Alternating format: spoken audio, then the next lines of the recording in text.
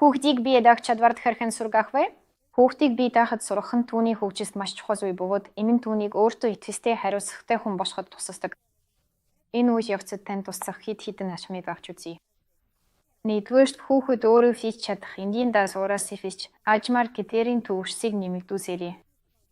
Жишээ нь тавсамуудаа цэгцсийг хүс дараа нь ширээ засахад туслах цаашсаад өгзөөний цагаа өөрөө бэлтгэхийг даасгаж болно. Хоёрдугаарт хүүхэд даасуураа амжилттай бие зүссэн бүстэн магтаж урамшуул. Энэ нь хүүхдэд өөрийгөө амжилттай мэдрэхэд тусаж цаашид хөгжих урам зориг өгнө.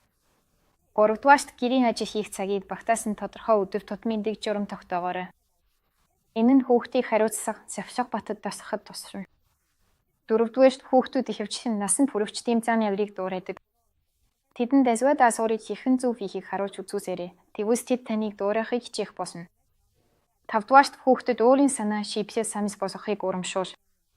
6-дугаарт хүүхдэд алдаамаасаа суралцах боломж олгоорой. Алдаа гэдэр нь суралцах үйл явцын нэг хэсэг гэдгийг тайлбарлаж, тэдгээрийг хэрхэн засах арга замыг олоход нь тусаарай. 7-дугаарт тэр цэвэрлэх, хоол хийх зэрэг нийтлэг даасууруудыг хамтдаа хийж байгаарай. Энэ нь гэр бүлийн холбоог бэхжүүлж, хүүхдэд хамтран ажиллахыг сургадаг.